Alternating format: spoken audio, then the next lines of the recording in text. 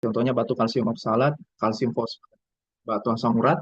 Kemudian batu infeksi, contohnya ada magnesium amonium fosfat atau yang dikenal dengan batu struvit, batu karbonat apatit, dan batu amonium urat. Kemudian batu yang disebabkan oleh kelainan genetik, misalnya ada batu sistin, batu santin. Kemudian ada juga batu yang diinduksi oleh obat atau drugstone. Kemudian klasifikasi berikutnya berdasarkan ukurannya, dibagi atas ukurannya kurang dari 5 mm, kemudian 5 sampai 10 mm, 10 sampai 20 mm, dan lebih dari 20 mm. Kemudian klasifikasi berdasarkan lokasinya dibagi menjadi batu ren terdiri atas di upper calyx, kemudian middle calyx dan lower calyx, kemudian batu di pelvis renalis, kemudian batu di ureter, dan batu di buli. Kemudian berdasarkan karakteristik dari X-ray-nya, melihat opasitas batunya dibagi menjadi batu radio opak, batu pur radio opak, dan batu radiolusen. Untuk batu radio opak, contohnya ada batu kalsium oksalat dihidrat dan kalsium oksalat monohidrat dan kalsium fosfat. Kemudian batu radiolusen, contohnya batu asam urat, batu amonium urat, batu santin, dan dragstone. Kemudian batu dengan pur radio opak, contohnya ada batu struvit dan batu sistin. Kemudian faktor risiko terbentuknya batu pada pasien ada yang disebut dengan high risk stone former atau faktor risiko tinggi untuk terbentuknya batu. Misalnya faktor general atau faktor umum, misalnya terjadinya batu pada usia usia dini, terutama pada anak-anak dan remaja. Kemudian ada riwayat ada riwayat batu pada keluarga. Kemudian ada riwayat batu yang berulang. Kemudian penyakit yang berkaitan dengan terbentuknya batu, misalnya ada hiperparatiroidisme, sindrom metabolik, nefrokalsinosis, polycystic kidney disease, kemudian ada peningkatan kadar vitamin D, spinal cord injury atau neurogenic bladder, kemudian ada kelainan anatomis yang berkaitan dengan pembentukan batu, misalnya ada obstruksi pada UPJ, ada struktur ureter, ada FUR, dan ada horseshoe kidney. Kemudian eh, faktor lingkungan, misalnya temperatur yang tinggi, kemudian eh, batu yang berkaitan dengan faktor genetik, misalnya ada sistinuria, hiperoxaluria primer, dan santinuria. Kemudian bagaimana untuk mendiagnostik batu pada pasien? Yang pertama selalu dimulai dari anamnesis dan pemeriksaan fisik. Dari anamnesis, keluhan utamanya bisa ditanyakan terkait adanya nyeri pinggang, mulai dengan intensitas ringan hingga berat, atau hingga menyebabkan kolik pada pasien. Kemudian ada keluhan disuria atau nyeri pada saat berkemih, ada hematuria, bisa sampai retensi urin, bahkan anuria.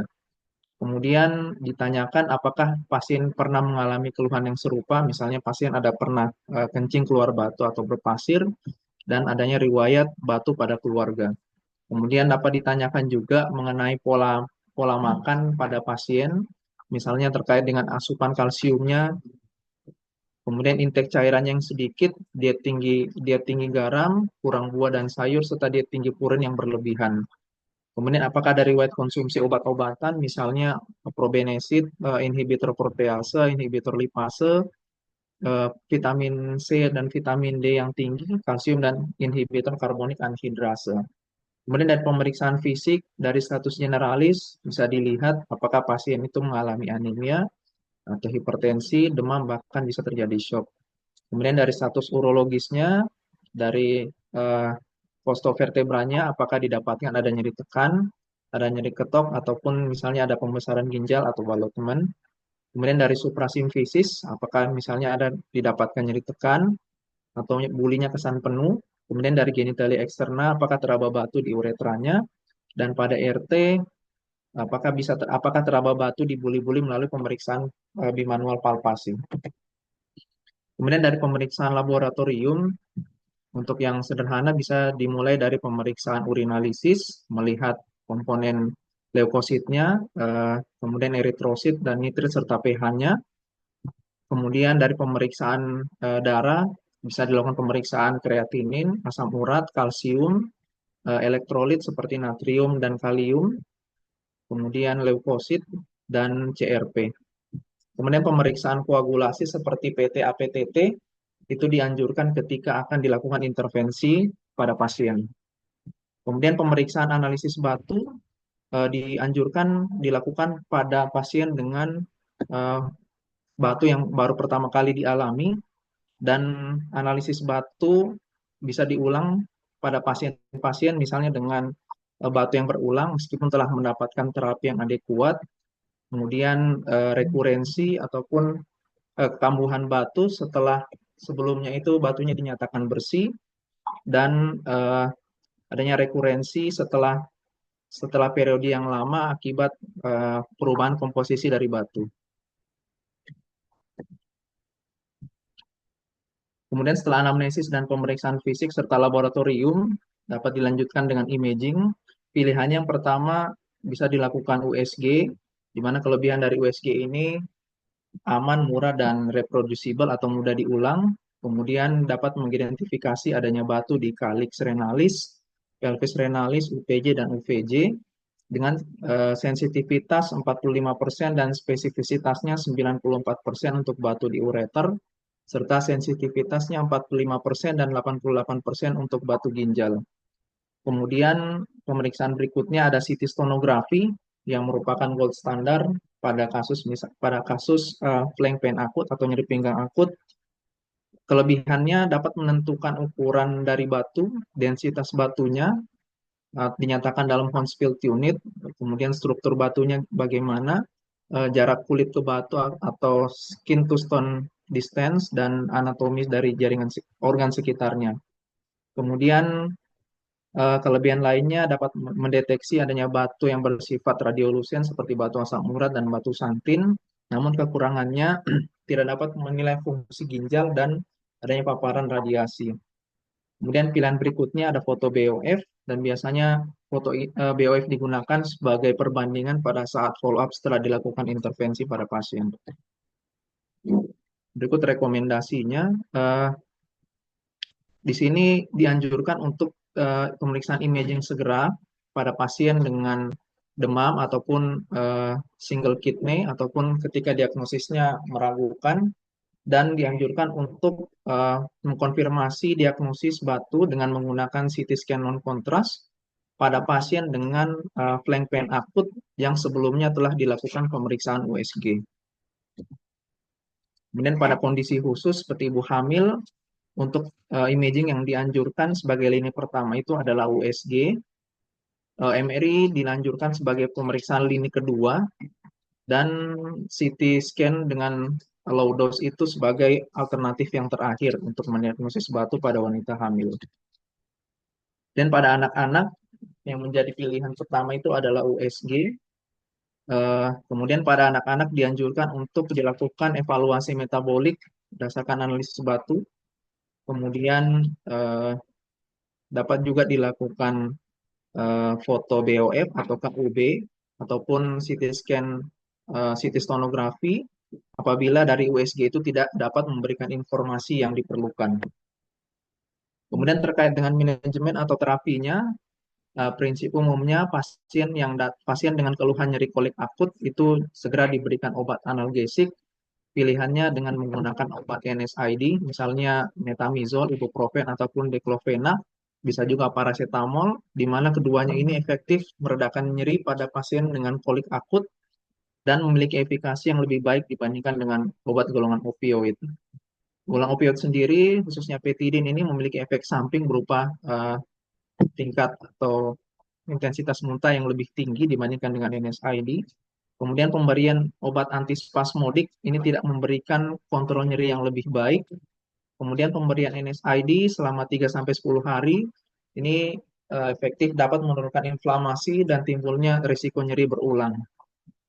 Pada kasus nyeri yang refraktor dengan pemberian analgesik, ini dapat dilakukan desobstruksi drainase ataupun dilakukan stone removal.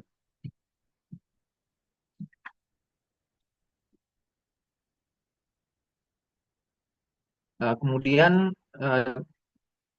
untuk manajemen berikutnya dapat diberikan MET atau medical exposure therapy. Biasa obat yang diberikan golongan alpha blocker, di mana dari eh, penelitian itu golongan alpha blocker itu efektif dan meningkatkan tingkat ekspulsi batu, terutama pada batu ureter distal yang berukuran lebih dari 5 mm. Kemudian pemberian MET ini dihentikan apabila muncul komplikasi seperti adanya infeksi, nyeri yang refraktor, dan adanya penurunan fungsi ginjal. Kemudian apabila batu menyebabkan obstruksi pada ginjal yang disertai dengan tanda-tanda ISK dan atau anuria, itu merupakan suatu kondisi yang emergensi dalam bidang urologi sehingga perlu untuk dilakukan dekompresi segera dengan tujuan untuk mencegah komplikasi lebih lanjut. Pilihannya dapat dilakukan pemasangan digistent ataupun dilakukan pemasangan nefrostomi perkutan. Pada kasus nyeri yang refraktor dengan analgesik, pemberian antibiotik secara empiris itu dilanjutkan terapeutik sesuai dengan hasil kultur. Kemudian tata laksana definitif batunya itu ditunda hingga infeksi ataupun sepsisnya membaik.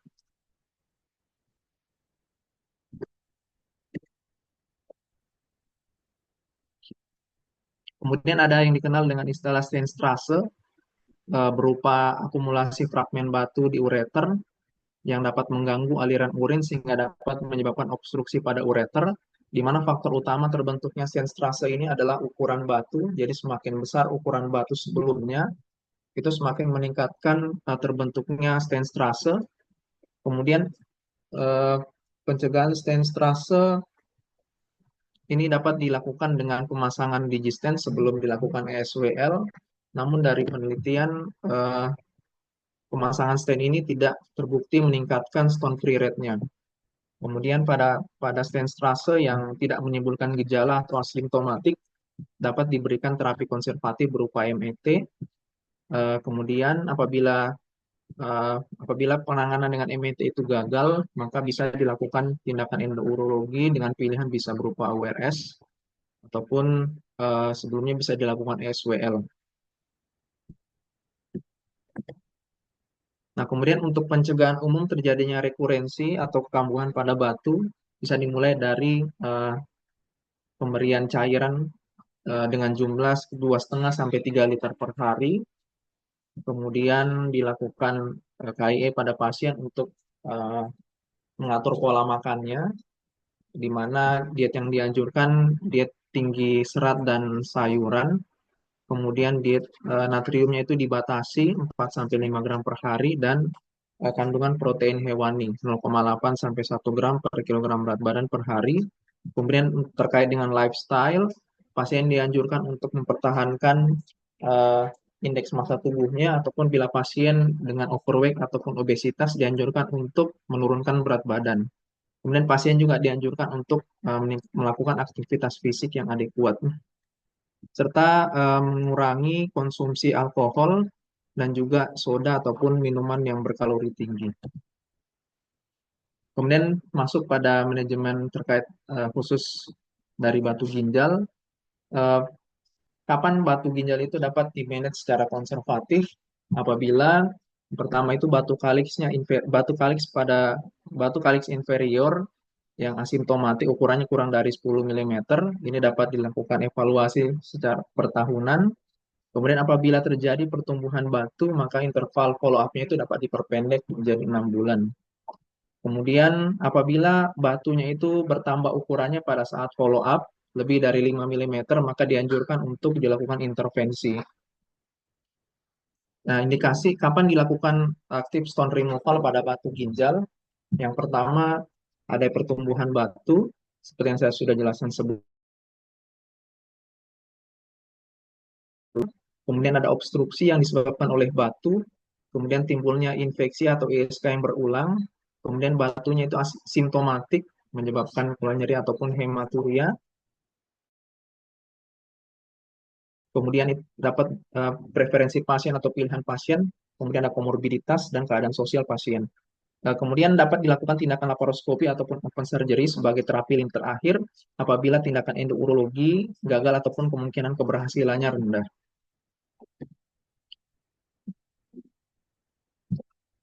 Berikut untuk algoritmanya, pada batu ginjal yang berukuran 10 10 sampai 20 pada semua batu ginjal, kecuali pada kol bawah yang berukuran 10 sampai 20 mm.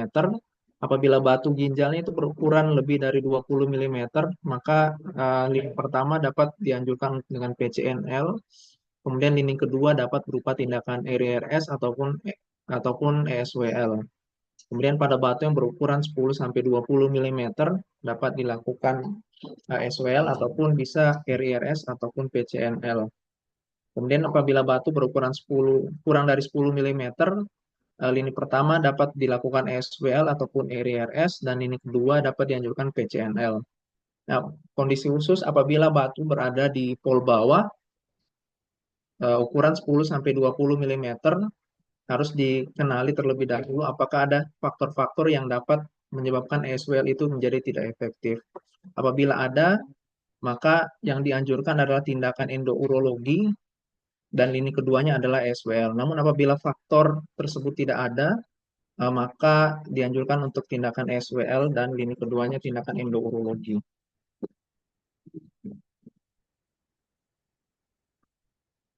Kemudian pada PCNL, PCNL merupakan prosedur standar untuk tata laksana batu ginjal yang berukuran besar, dikatakan lebih dari 2 cm ataupun lebih dari 20 mm, dengan ukuran standar yang digunakan adalah 24 sampai 30 French. Sedangkan untuk akses yang lebih kecil dapat digunakan ukuran kurang dari 18 French yang biasa digunakan untuk anak-anak ataupun disebut mini PCNL. Kemudian untuk pilihan lithotripsy intrakorporal, eh, bisa menggunakan pada nefroskopi rigid dapat menggunakan ultrasonik dan pneumatik atau balistik, dan pada nefroskopi yang fleksibel dapat menggunakan laser, holmium yak laser. Kemudian komplikasi dari tindakan PCNL bisa berupa demam, transfusi, kemudian komplikasi torakal, sepsis, cedera organ, embolisasi, urinoma. Kemudian kapan dianjurkan untuk dilakukan pemasangan nefrostomi cuk? Yang pertama, bila ditemukan adanya batu residual setelah tindakan PCNL. Kemudian yang kedua, kemungkinan untuk dilakukan prosedur yang kedua ataupun second loop. Yang ketiga, kehilangan darah intraoperatif yang signifikan. Yang keempat, ada ekstravasasi urin. Kemudian yang kelima, ada obstruksi ureter. Yang keenam, apabila batunya infeksi yang berpotensi menyebabkan terjadinya bakteri urea. Kemudian yang berikutnya ada ginjal soliter, kemudian ada gangguan perdarahan atau bleeding diathesis, dan yang terakhir apabila direncanakan untuk dilakukan kemolitolisis perkutan. Nah, berikutnya untuk SWL, tadi yang sempat saya jelaskan mengenai unfavorable factor untuk SWL, terdiri atas yang pertama itu apabila sudut infundibulopelviknya itu curam. Ini bisa dilihat di sini. Sudut infundibulopelvik itu yang ditandai dengan sudut QRS-nya. Jadi kalau semakin curam maka keberhasilan untuk SWL-nya semakin berkurang. Kemudian faktor yang kedua apabila calyx inferiornya itu panjang lebih dari 10 mm. Di sini panjang calyx inferior bisa dilihat jarak A ke B. Kemudian yang ketiga, apabila jarak kulit ke batu yang jauh lebih dari 10 cm. Yang keempat, apabila infundibulumnya itu sempit atau kurang dari 5 mm. Sini bisa dilihat jarak dari C ke D. Kemudian yang kelima, apabila batunya itu resisten terhadap gelombang kejut, seperti batu kalsium oksalat monohidrat, batu brusit, ataupun batu sistin. Kemudian dikatakan SWL memiliki tingkat keberhasilan yang tinggi pada batu yang berukuran kurang dari 1 cm, kurang dari sampai dengan 1 cm, kemudian dengan densitas 800 sampai 900 HU, jarak kulit ke batu yang pendek, dan batunya tidak terletak pada pol bawah. Kemudian masuk ke batu ureter. Faktor penentu utama batu ureter itu dapat keluar secara spontan. Yang pertama berdasarkan dilihat dari lokasi dan ukuran batunya. Pada batu ureter proksimal itu kemungkinan keluar batu secara spontan bisa 49 sampai 52%, dan persentasenya bertambah semakin ke distal, di mana pada batu ureter distal batu batunya dapat keluar dengan persentase sekitar 68 sampai 83%. Kemudian yang kedua dari ukuran batunya, semakin kecil maka semakin besar persentase batu itu dapat keluar secara spontan. di mana dikatakan apabila batu berukuran kurang dari 5 milimeter, maka dapat keluar secara spontan itu presentasi sekitar 75%, dan pada batu yang berukuran lebih dari 5 milimeter, maka presentasinya menurun menjadi 62%. Kemudian kapan dilakukan stone removal pada batu ureter? Yang pertama, apabila kemungkinan kecil batunya dapat keluar secara spontan. Yang kedua, nyerinya refraktor ataupun menetap meskipun sudah diberikan obat analgesik yang adekuat. Yang ketiga, apabila obstruksinya persisten. Dan yang keempat, apabila sudah terjadi kondisi insufisiensi renal. Bisa berupa gagal ginjal, obstruksinya bilateral, ataupun ginjal soliter. Berikut untuk algoritma penanganan dari batu ureter. Pada batu ureter yang proksimal, ukuran lebih dari 10 milimeter, maka yang menjadi lini pertama adalah URS, baik itu dengan pendekatan antegrade maupun retrograde. Yang kedua dapat dilakukan SWL. Kemudian pada batu ureter proksimal yang berukuran kurang dari 10 milimeter, dapat dilakukan SWL sebagai pilihan pertama, ataupun bisa juga dengan menggunakan URS. Distal kurang lebih sama dengan batu ureter proksimal. Batu ureter distal berukuran lebih dari 10 milimeter, dianjurkan sebagai lini pertama adalah URS dan lini kedua adalah SWL. Pada batu ureter distal ukuran kurang dari 10 milimeter, maka dapat dilakukan SWL ataupun URS sebagai lini kedua. Kemudian dikatakan pada kasus obesitas yang berat, maka yang menjadi pilihan pertama adalah URS. Dan pada kondisi khusus, misalnya ada batu residual, maka imaging itu diperlukan setelah prosedur SWL, URS atau PCNL untuk menentukan adanya residu dari fragmen batu residual. Dapat dilakukan pada hari pertama ataupun 1 minggu setelah terapi. Benar pada kondisi kehamilan, di sini dikatakan bahwa pemasangan digistent lebih efektif dibandingkan dengan terapi konservatif pada kasus hidronefrosis sedang berat selama kehamilan. Kemudian WRS merupakan alternatif yang rasional untuk menghindari adanya pemasangan digistent ataupun drainase jangka panjang. Ketiga, eh, terdapat kecenderungan yang lebih untuk terjadinya inkrustasi selama kehamilan, dan dianjurkan untuk terapi semua kasus urolitiasis tanpa komplikasi pada kehamilan secara konservatif. Kemudian pada pasien dengan diversi urin, tindakan PCNL dianjurkan untuk pengangkatan batu ginjal yang berukuran besar pada pasien dengan diversi urin, serta untuk batu ureter yang tidak dapat diakses melalui pendekatan retrograde atau tidak dapat diatasi dengan ESWL. Dan pada kondisi neurogenic bladder dianjurkan untuk koreksi gangguan metabolik, kemudian kontrol infeksi yang tepat, serta pemulihan atau restorasi fungsi storage dan voiding dari buli untuk mencegah terbentuknya batu jangka panjang. Pada pasien dengan transplantasi ginjal, dianjurkan pengobatan yang bersifat konservatif untuk batu kecil yang asimptomatik. Kemudian ESWL untuk batu kecil di kaliks merupakan pilihan dengan resiko komplikasi yang minimal, namun lokasi dari batu menjadi tantangan dan stone free rate-nya rendah. Semua opsi terapi terkini dapat ditawarkan pada pasien dengan transplantasi ginjal, meliputi SWL, URS, maupun PCNL. Dan batu pada anak-anak itu seringkali tidak menimbulkan gejala ataupun asimptomatik, ataupun kalau misalnya ada gejala, gejalanya tidak spesifik dan bergantung pada usia. Kemudian dilanjutkan untuk tata laksana konservatif pada batu pulbawa yang asimptomatis, batu yang non-struvit ataupun batu non-sistin dengan ukuran kurang dari 7 milimeter tanpa adanya kelainan anatomi. Kemudian batu buli dapat diklasifikasikan menjadi batu buli primer, sekunder, dan migratori. Dikatakan batu buli primer apabila batu bulinya itu terjadi tanpa adanya patologi pada saluran kemih dan umumnya ditemukan pada anak-anak dengan hidrasi yang buruk, diare yang berulang, dan diet rendah protein hewani. Kemudian pada batu buli sekunder itu terjadi akibat adanya penyakit yang mendasari, misalnya ada bladder outlet obstruction, neurogenic bladder, ada bakteri urea kronis, dan benda asing termasuk misalnya penggunaan kateter jangka lama, adanya divertical bully, dan bladder augmentasi atau diversi. Kemudian batu migratori ini batu yang berasal dari saluran kemih bagian atas atau upper tract, Jadi batunya ini terbentuk di upper tract, kemudian turun ke buli dan menjadi nidus atau inti dari pertumbuhan batu di buli.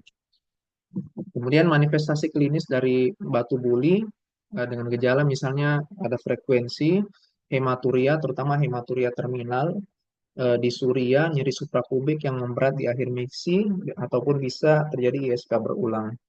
Kemudian pada anak biasanya pasien itu menarik penisnya, kemudian kadang disertai dengan sulit BAK, bahkan sampai retensi urin ataupun enuresis, ataupun bisa menimbulkan prolaps rekti akibat mengedan atau straining karena spasme dari bulinya.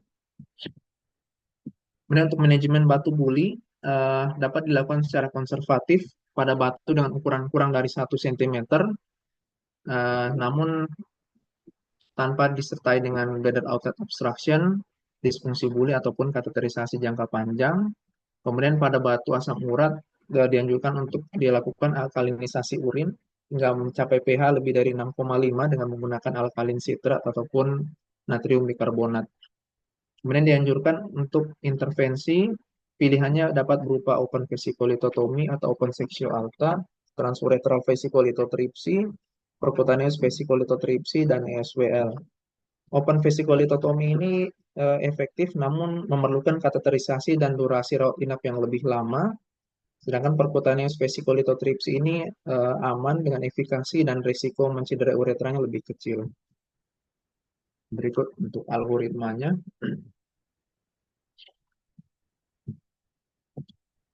Kemudian untuk batu uretra dapat diklasifikasikan menjadi batu uretra primer dan batu uretra sekunder. Dikatakan batu uretra primer apabila batunya itu terbentuk dan tumbuh di uretra, sementara batu uretra sekunder, batunya ini berasal dari upper tract ataupun dari buli yang bermigrasi ke uretra. Paling sering berasal dari upper tract karena komposisinya predominan kalsium oksalat. Kemudian untuk lokasinya paling sering ditemukan pada uretra pars prostatica dan jarang di pendulare. Kemudian batu uretra ini dapat menimbulkan manifestasi klinis, paling sering menyebabkan retensi urin akut akibat batunya mengalami impaksi. Kemudian pada kondisi masih bisa BAK, pancaran kencingnya itu lemah dan dapat bercabang, bisa juga menyebabkan terjadinya gross hematuria bahkan dysuria.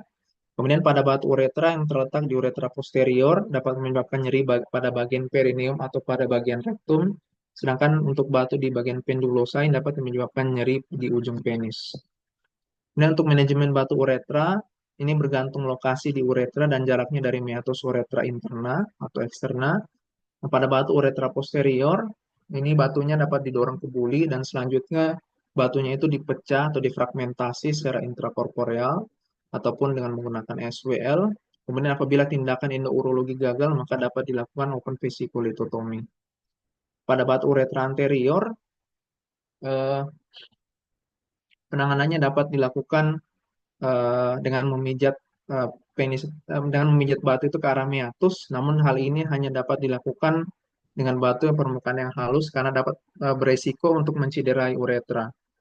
Kemudian dapat dilakukan instilasi atau pemberian lidocaine gel untuk batu uretra distal yang berukuran kecil dan dapat dilakukan dorsal meatotomy apabila batunya berada di fossa navicularis dan batu pada uretra distal.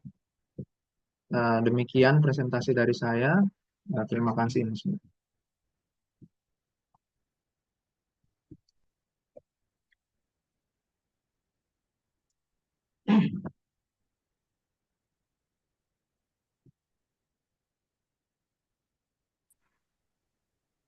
Melanjutkan materi kedua yang Stop, saya dulu.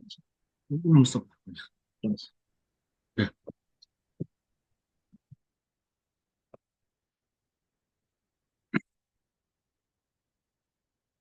Baik Mas Mbak, melanjutkan materi kedua yaitu tentang infeksi pada urologi, pada organ-organ genitourinaria. Urological infection adalah suatu gambaran luas mengenai gambaran secara klinis maupun patologi yang mana penyebab dari infeksi berasal dari tractus urinarius. Untuk klasifikasinya sendiri, kalau kita pada guideline sebelumnya membagi menjadi ISK komplikata maupun unkomplikata. Pada guideline terbaru dari EAU 2025 membaginya menjadi ISK yang terlokalisir atau localized UTI atau systemic UTI. Untuk yang localized UTI ini adalah gejalanya lebih seperti sistitis, gejalanya lokal, adanya frekuensi urgensi atau nyeri suprapubik, tidak ada tanda-tanda gejala infeksi sistemik. Eh, Sementara yang sistemik UTI atau ISK yang sistemik ada gejala-gejala sistemik seperti demam atau menggigil. Untuk klasifikasi pilonefritis dan prostatitis dapat juga masuk dalam klasifikasi sistemik UTI bila ada gejala sistemik. Untuk tanda dan gejala yang kita dapat temukan pada localized UTI seperti dysuria, urgensi, frekuensi, incontinence, atau keluarnya secret purulence dari uretra, atau nyeri perut bagian bawah. Sementara untuk systemic UTI bisa dapat kita temukan seperti demam, hipotermi, kaku seluruh tubuh, atau menggigil, delirium, hipotensi, takikardi, atau didapatkan nyeri pada sudut prostovertebra. Untuk faktor risikonya pada anak-anak, salah satu menjadi faktor risiko terjadinya UTI karena status imunokompromisnya pada pasien geriatri atau pasien yang bedridden, di mana phosphoid residual volume tinggi itu juga merupakan faktor risiko terjadinya UTI, adanya abnormalitas fungsi dan anatomi dari tractus urinarius itu juga salah satu menjadi faktor risiko dari UTI. Batu, obstruksi, atau dari riwayatnya instrumentasi sebelumnya. Sementara untuk pelayanan antibiotik sendiri ada beberapa hal yang harus menjadi penekanan, yaitu training dari clinical urologi supaya tidak sembarangan dalam memberikan antibiotik, yaitu antara kepatuhan terhadap guideline lokal, nasional, internasional terkait pemberian antibiotik, eh, adanya koordinasi baik itu dari mikrobiologi dan clinical urologi yang merawat pasien agar pemberian antibiotiknya tepat, adanya audit dan monitoring yang tepat pada pemberian antibiotik dan status resisten dari masing-masing rumah sakit atau daerah. Untuk kategori yang pertama, dari UTI sendiri, yaitu asimptomatik bakteria pada dewasa. Untuk klinikal diagnosisnya, yang pertama tidak ada gejala saluran kemih. Dari sampel midstream, urin menunjukkan adanya pertumbuhan bakteri lebih dari 10,5 koloni per unit per mililiter pada wanita. Sebaiknya dilakukan dengan 2 sampel yang berturut-turut, pada pria 1 sampel cukup. Untuk epidemiologinya 1-5% wanita yang premenopause yang sehat mengalami bakteriuria asimptomatik. Pada yang lebih tua, populasi yang lebih tua meningkat 4-19%. Untuk pada wanita hamil sekitar 2-10%. Untuk penanganannya ada beberapa kondisi yang harus kita ketahui pada pasien. Yang pertama pada pasien yang tanpa ada faktor risiko untuk terjadinya UTI yang saya sebutkan tadi, untuk melakukan screening dan treatment tidak direkomendasikan. Sementara pada riwayat pasien dengan recurrent untuk saat ini tidak ada keluhan, treatment juga tidak direkomendasikan. Untuk pasien yang hamil, wanita hamil, sebaiknya diberikan terapi pada anti asimptomatik bakteriuria karena kondisi asimptomatik bakteriuria pada pasien hamil dapat meningkatkan risiko terjadinya systemic UTI, yaitu pyelonephritis. Kalau berhubungan dengan kehamilannya bisa meningkatkan risiko lahir prematur atau lahir preterm. Prematur atau berat badan bayi lahir rendah, BPLR. Untuk standarnya diberikan 2-7 hari single dose atau single dose. Sementara untuk pemilihan antibiotiknya salah satunya bisa menggunakan fosfomycin trometamol. Pasien yang asimptomatik bakteriuria pada pasien diabetes mellitus, bila diabetes mellitusnya terkontrol baik, tidak direkomendasikan untuk melakukan screening maupun penanganan. Sementara apabila gula darahnya belum terkontrol dengan baik, dari guideline tidak menyebutkan adanya rekomendasi untuk diberikan terapi, namun harus diedukasi kepada keluarga atau pasien bahwa diabetes mellitus yang tidak terkontrol dengan baik dapat meningkatkan resiko simptomatik UTI atau komplikasi infeksi seperti systemic UTI. Pada menopause, perempuan menopause tidak direkomendasikan dilakukan treatment. Berikut juga dengan pasien-pasien yang pasien tua yang berada di rumah sakit atau di panti juga tidak perlu dilakukan treatment. Pasien yang mendapatkan transplantasi ginjal juga tidak perlu diberikan treatment.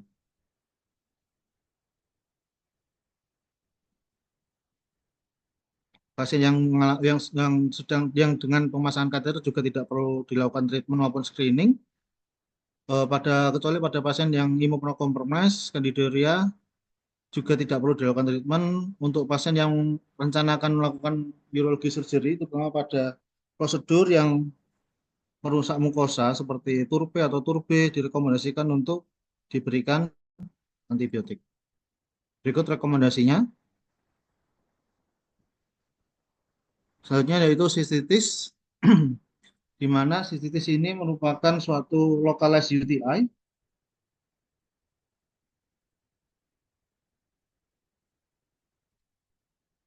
yang terjadi secara akut, sporadik, bisa juga recurrent, yang mana dibatasi tidak pada pasien yang hamil atau tidak ditemukan adanya anatomical atau functional abnormality.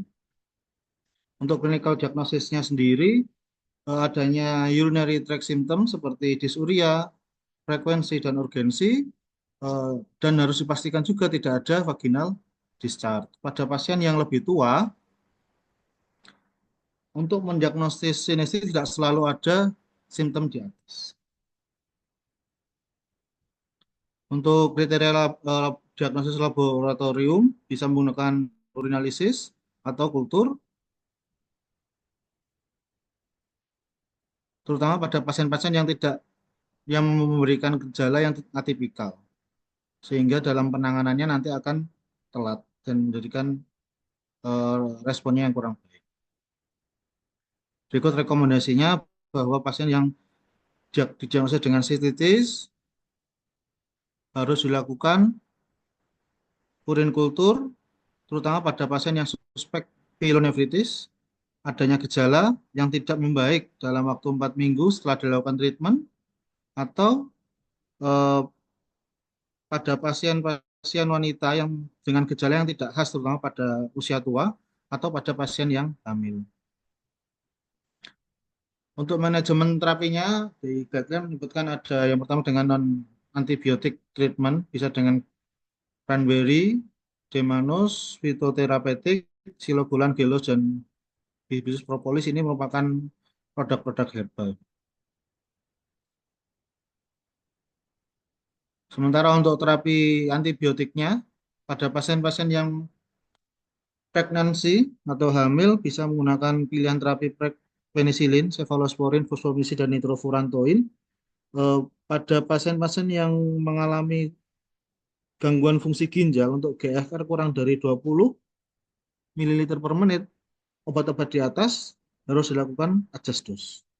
Pada golongan aminoglycoside seperti erythroaminoglycoside seperti gentamicin, tidak diberikan, maksudnya aminoglycoside ini resiko tinggi untuk terjadi nefrotoksik, sementara untuk nitrofurantoin dikontraindisikan jika GFR pasien kurang dari 30 ml per menit. Untuk sistitis pada laki-laki, untuk terapinya bisa menggunakan cotrimoxazole dan fluoroquinolone. Berikut untuk dosis-dosis dan pemberian durasi pasien. Untuk follow up-nya, urinalisis secara rutin ataupun kultur urin pada pasien yang asimptomatik tidak diindikasikan. Jadi kalau setelah dilakukan terapi tidak ada keluhan, tidak perlu dilakukan urinalisis maupun kultur urin. Pada wanita apabila dia tidak membaik atau ada muncul kembali dalam waktu 2 minggu, maka kultur urin perlu dilakukan ulang atau dilakukan dan terapi dilanjutkan selama 7 hari lagi dengan regimen yang lain. Berikut rekomendasi. Selanjutnya rekaran sistitis setidaknya 3 kali episode sistitis dalam 1 tahun atau 2 episode setidaknya dalam 6 bulan terakhir. Jadi ya, di sebelum 6 bulan sudah 2 kali sistitis maka didiagnosis dengan rekaran sistitis. Untuk diagnosisnya dengan kultur urin. Untuk faktor-faktor resikonya pada pasien muda atau premenopause seperti seksual intercourse, penggunaan KB spermisid, atau seksual partner yang baru, atau riwayat keluarga yang ada sistitis juga, atau riwayat sistitis juga sebelumnya pada waktu kecil, dan pada pasien dengan postmenopause atau yang usia lebih tua, beberapa banyak ada yang sistokel, riwayat sistitis, inkontinensia urin, atau adanya kateterisasi uretra. Untuk manajemennya, yang pertama kita harus edukasi dulu, menghindari faktor resiko, seperti minumnya harus cukup, harus terus kencing sebelum koitus, dan membasuh kemaluan dari depan ke belakang saat kencing, dan menghindari celana dalam yang ketat, lalu pemberian antimikroba, non antimikroba ini seperti yang tadi dengan eh, herbal, atau pemberian antimikrobial profilaksis juga bisa diberikan seperti nitrofurantoin, fosfomisin, dan trimetoprim. Berikut rekomendasi dari ya. Selanjutnya adalah pyelonefritis. Pyelonefritis adalah pasien dengan demam, biasanya lebih dari 38 derajat, menggigil, nyeri pinggang, mual muntah, dan ada nyeri tekan pada sudut costovertebra pinggang kiri dan kanan. Dengan atau tanpa tanda-tanda gejala sistitis. Jadi meskipun tidak ada tanda-tanda gejala keluhan nyeri, kencing, atau disuria, bila ada gejala ini, maka bisa didiagnosis sebagai pyelonefritis.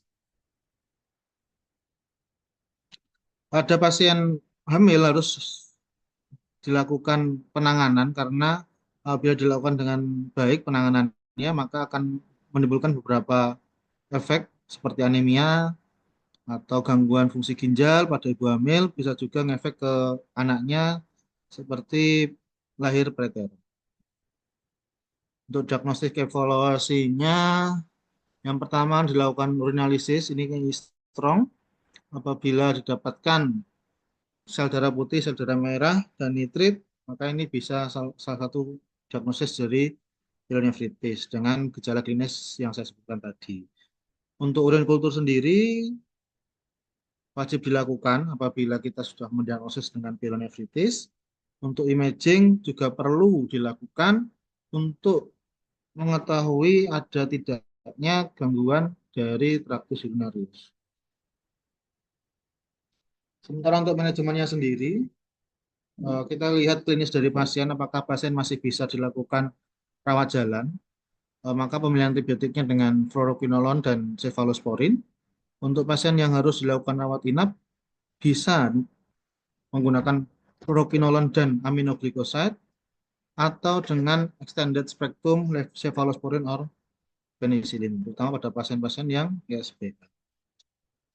Ini untuk rekomendasinya. Jadi untuk pasien pyelonefritis, lini pertamanya bisa dengan, ini untuk pasien yang outpatient, bisa dengan ciprofloxacin 500 sampai 700 mg 2 kali sehari diterapi selama 7 hari, atau dengan levofloxacin standar dosisnya 1 kali 500 mg, atau bila diperlukan dosis yang lebih tinggi bisa dinaikkan menjadi 2 kali 500 mg. Rekomendasi dari EAU bisa diberikan golongan fluoroquinolone apabila tingkat resistensinya kurang dari 10%. Riwayat eh, kultur-kultur sebelumnya. Lalu bisa juga dengan cotrimoxazole atau cefpodoxime atau ceftibuten. Untuk pasien-pasien yang harus dirawat inap, untuk first line terapinya masih ciprofloxacin dan levofloxacin dengan dosis tersebut, atau bisa juga diberikan cefotaxime 2 gram 3 kali sehari. Pada studi-studi yang telah dievaluasi oleh WHO, rata-rata cefotaxime tidak berdiri sendiri, jadi harus ada eh, terapi yang antibiotik lain atau ceftriaxone. Untuk second line-nya bisa cefepime, piperacillin, gentamicin, dan amikacin. Ini untuk last line-nya, apabila memang dengan first line dan second line tidak membaik, bisa menggunakan imipenem, meropenem, ceftazidime, cefiderocol, meropenem, favorbactam, dan vancomycin. Untuk masuk ke grup selanjutnya yaitu systemic urinary tract infection. Infeksi yang berasal dari beberapa organ dari tractus urinarius, yang mana infeksi tersebut menimbulkan beberapa sign and symptom. Selain itu, meskipun ada keluhan sign and symptom dari general, dari systemic UTI, bisa juga bersamaan juga dengan adanya local sign dan symptom seperti pada pilonefritis, misalnya nyeri pinggang, akut prostatitis, nyeri pada perineum ataupun urosepsis. Untuk evaluasinya, yang pertama kita harus melakukan clinical presentation. Kita harus cek pasiennya ada keluhan-keluhan yang mengarah ke infeksi saluran kemih seperti dysuria, frekuensi, urgensi, nyeri suprapubik, demam, menggigil. Lalu kita harus melakukan urinalysis dan kultur urin. Pregnancy testing ini disarankan oleh WHO apabila kita tidak bisa menggali apakah pasien ini ada riwayat berhubungan seksual atau tidak, kita bisa tidak bisa menggali, dan dengan usia yang bisa yang beresiko tinggi untuk hamil. Untuk blood test dan blood culture ini juga perlu dilakukan dan imaging. Prinsipnya adalah yang pertama kita berikan terapi antimikrobial yang empiris sambil menunggu hasil kultur urin. Lalu kita harus segera mengidentifikasi adanya kelainan anatomi atau tidak, yaitu dengan imaging yang tadi. Untuk berikut rekomendasinya, untuk terapinya sama pada pasien-pasien outpatient dengan pilonefritis. Apabila masih bisa dilakukan outpatient, harus dilakukan follow up sekitar 48 sampai 72 jam. Harusnya dengan antibiotik yang sudah kita berikan ada perbaikan gejala. Namun apabila tidak ada perbaikan atau kembali lagi dalam 1 minggu, maka perlu evaluasi lebih lanjut. Selanjutnya adalah Cauti. Cauti sendiri adalah infeksi UTI akibat pasien yang baru saja dilakukan pemasangan kateter atau riwayat pemasangan kateter, atau pasien yang dilakukan pasang kateter dalam 44 jam muncul gejala-gejala UTI. Untuk diagnosis evaluasinya dengan secara klinis, dari laboratori sendiri, yaitu didapatkan pertumbuhan kuman lebih dari 10⁻³ koloni field unit per mililiter, atau lebih dari satu bakteri spesies pada single catheter urine specimen. Jadi kalau pada pasien yang masih pakai kateter cukup 1 kali pengambilan spesimen. Atau pada pasien yang baru saja dipasang kateter dilepas, dilakukan midstream voided urine specimen, ada gejala UTI, muncul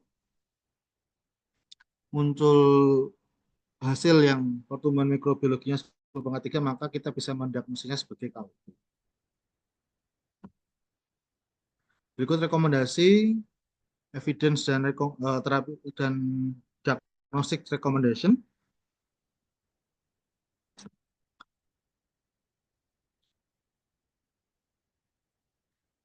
Berikut untuk manajemen dan untuk mencegah KUT.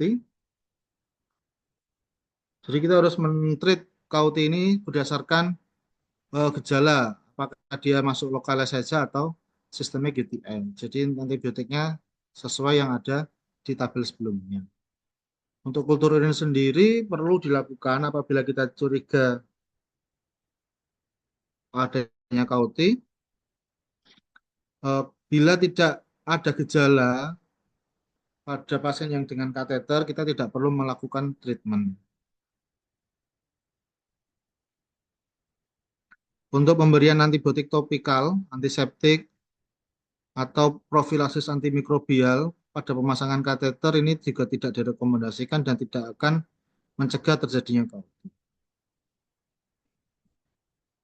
Selanjutnya urosepsis sendiri adalah kondisi sepsis di mana akibat disebabkan oleh bakteri dari infeksi saluran kemih.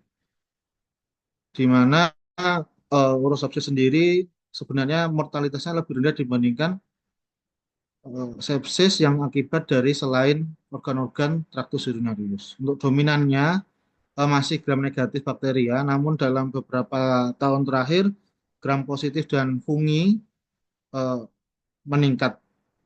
Faktor resikonya seperti pasien usia tua, diabetes, imunokompromis, pada pasien terutama yang resipien ginjal atau pasien kanker yang menerima kortikosteroid itu juga meningkatkan resiko urosepsis. Urosepsis sendiri ada beberapa faktor lokal yang bisa menyebabkan atau memicu terjadinya urosepsis seperti batu saluran kemih, obstruksi, congenital uropati atau non-functional LUTD atau adanya riwayat terapi atau operasi endoskopi. Berikut definisi sepsis sendiri. Sepsis sendiri merupakan kondisi yang mengancam jiwa di mana terjadinya disregulasi dari host ke respon infection. Untuk diagnosisnya sendiri bisa menggunakan SOFA, ada peningkatan SOFA maka kita bisa mendiagnosisnya sebagai scare, sebagai sepsis.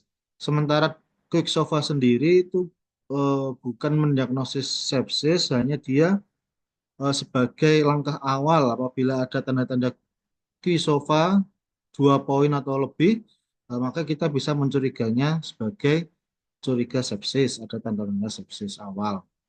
Kisofa sendiri RR lebih dari 22, lebih dari sama dengan 22, atau adanya perubahan GCS dan systolic blood pressure kurang dari sama dengan 100 mm Hg. Untuk sepsis shock sendiri adalah kondisi sepsis di mana disertai dengan gangguan sirkuler, seluler, metabolik, bahkan hingga ada gangguan organ, sehingga resiko kematiannya akan menjadi tinggi. Secara klinis, shock sepsis ini diidentifikasikan apabila pasien perlu vasopresor untuk mempertahankan MAP-nya sebesar lebih dari sama dengan 65. Untuk parameter laboratorium bisa menggunakan serum laktat, di mana apabila serum laktat lebih dari 2 mmol per liter, maka bisa menandakan adanya organ dysfunction. Nah, untuk prokal sendiri, kita yang sering cek ini bisa menjadi marker sepsis, marker infeksi, eh, karena peningkatan prokalsitonin sendiri menandakan adanya infeksi pada tubuh manusia.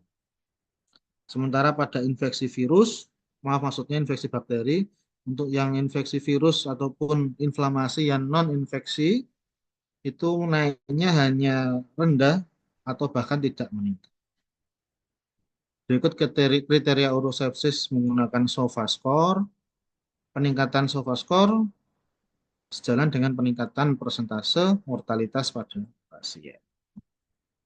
Untuk manajemennya yang pertama adalah antimikroba.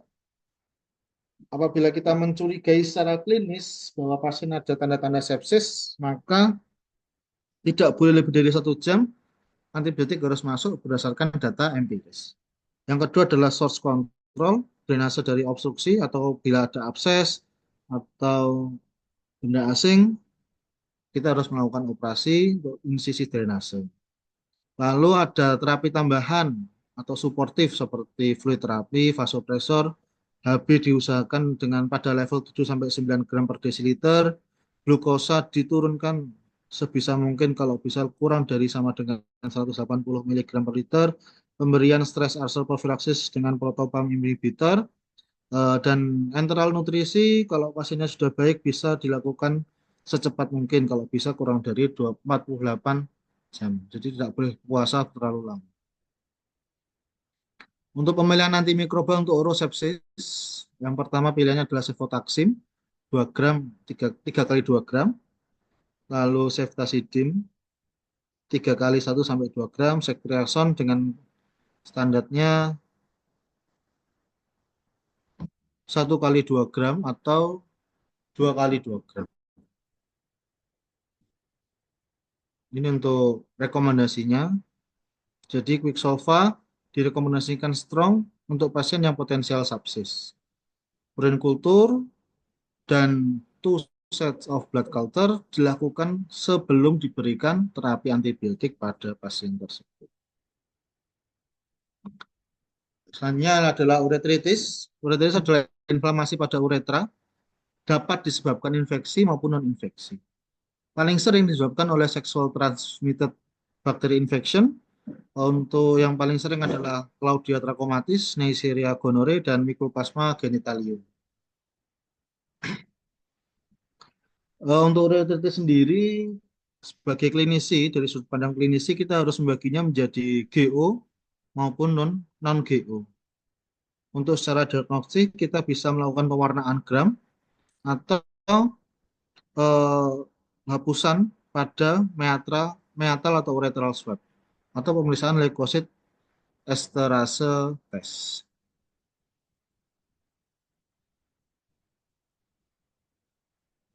Baik. Untuk pasien-pasien yang kita belum tahu penyebab dari uretritisnya, jadi masih menunggu hasil kultur, kita bisa membedakan pasien ini kira-kira mengarah ke GO maupun non GO dengan terapi demikian. Kalau pasien kita curiga GO, misalnya ininya sangat purulen, ada riwayat jajan, ya kita harus curiga adanya GO, maka kita bisa berikan ceftriaxone dan doxycycline. Untuk ceftriaxone-nya single dose 1 sampai 2 gram, bisa IM ataupun IV, sementara untuk doxycycline 100 mg, 2 kali 100 mg selama 7 hari. Untuk pasien-pasien yang non-GO infection, kita bisa melakukan pemberian 2 kali 100 mg doxycycline selama 7 hari. Ini berdasarkan patogen penyebab dari uretritisnya. Bila hasilnya sudah keluar, maka dapat disesuaikan dengan jenis mikroba penyebab dari uretritis tersebut. Ikut summary evidence dan rekomendasinya, bahwa pemeriksaan gram pada urethral discharge maupun hapusan, pemeriksaan sediaan urethral discharge ini sangat strong, sehingga kita bisa membedakan pasien ini GO maupun non-GO. Selanjutnya adalah bakterial prostatitis. Untuk penyebab infeksi bakteri prostatitis sendiri paling sering adalah E. coli. Pada pasien dengan status imun yang kurang baik seperti pada pasien HIV, terkadang bisa bakteri patogennya Mycobacterium tuberculosis atau Candida. Untuk klasifikasinya disarankan menggunakan sesuai dengan NIDDK atau NIH, yaitu kita bagi menjadi 5, 6, yang pertama tipe 1, tipe 2, tipe 3, tipe 3A, 3B, dan tipe 4. Untuk yang akut bakterial prostatitis masuk ke tipe 1. Untuk melakukan diagnostik dari bakterial prostatitis sendiri, yang pertama dari anamnesis dan pemeriksaan fisik, biasanya kita temukan keluhan-keluhan voiding seperti straining, intermittency, lalu ada nyeri juga di perineum, skrotum, penis, atau bagian dalam dari paha. Lalu kita bisa memberikan kuesioner, yaitu CPSI, pada pemeriksaan fisik eh, dari prostat teraba nyeri atau bengkak pada pasien dengan akut bakterial prostatitis. Jangan melakukan prostat massage karena bisa menyebabkan bakteremia hingga sepsis. Lalu untuk eh, pemeriksaan penunjang bisa menggunakan urin kultur untuk pasien-pasien dengan akut bakterial prostatitis, bisa menggunakan urin midstream. Lalu pada pasien dengan kronik bakterial prostatitis bisa dengan pemeriksaan kultur dan mikroskopik pada ekspres pada apa ya, pada cairan yang setelah dilakukan pemijatan pada prostat. Untuk pada pasien kronik bakteri prostatitis bisa menggunakan Meres and STEMI 2 atau 4 gelas tes untuk mendiagnosis dari kronik prostatitis. Untuk manajemennya itu bisa antibiotik, bisa juga intraprostatic injection of antimikroba, kombinasi fluoroquinolone dengan herbal extract ataupun drainase dan surgery, terutama pada pasien dengan abses prostat dengan kavitas lebih dari 1 cm. Untuk pemilihan antibiotiknya sendiri, yang pertama adalah bisa menggunakan fluoroquinolone, lalu dengan doxycycline, azithromycin, dan metronidazole. Untuk follow up-nya pada asimptomatik post-treatment, tidak diperlukan secara rutin urinalysis dan atau urin kultur. Sementara apabila ada nyeri atau keluhan yang persisten, bisa dilakukan pemeriksaan mikrobiologi ulang, ya, bisa itu kultur atau menggunakan mikroskop tadi. Apabila ada tanda-tanda sexual transmitted disease, maka partnernya juga harus dilakukan pemeriksaan dan pengobatan. Karena bisa jadi nyerinya itu bukan karena prostatitisnya, karena diperparah dengan sexual transmitted disease-nya. Berikut summary of evidence dan rekomendasinya. Untuk akut prostatitis yang ada gejala sistemik, mengikuti guideline pada seksi sebelumnya. Untuk yang kronik bisa diresepkan ciprofloxacin dan levofloxacin sebagai lini pertama untuk berdasarkan guideline di sini selama 4 sampai 6 minggu. Yang kedua adalah yang selanjutnya adalah akut epididimitis. Insidennya antara 25 sampai 65 kasus per 10.000 laki-laki dewasa per tahunnya. Secara klinis didefinisikan pasien dengan urinational pain, adanya teraba bengkak dan teraba hangat, dan semakin memberat dalam beberapa hari. Testis dan kulit skrotum bisa juga terkena dampaknya seperti tampak kemerahan. Untuk nyerinya biasanya terlokalisir pada sisi posterior dari testis. Penyebabnya yang paling sering adalah sexual transmitted epididymitis ataupun Enterobacteriaceae. Bakteri patogen tersebut biasanya bermigrasi dari uretra atau bladder sehingga masuk ke epididymitis. Untuk evaluasinya dengan kultur pada midstream spesimen urin pada pasien dengan resiko tinggi sexual transmitted infection bisa dilakukan swab dari uretra atau urin pertama, first voided urine. Bila kita curiga adanya suspek tuberkulosis epididymis, maka kita bisa melakukan pemeriksaan urin pagi untuk melihat di kultur apakah ada pertumbuhan dari bakteri Mycobacterium tuberculosis. Ini maksudnya dilakukan gen expert. Untuk manajemennya, kita bisa memberikan terapi antimikroba empirik, yaitu fluoroquinolone.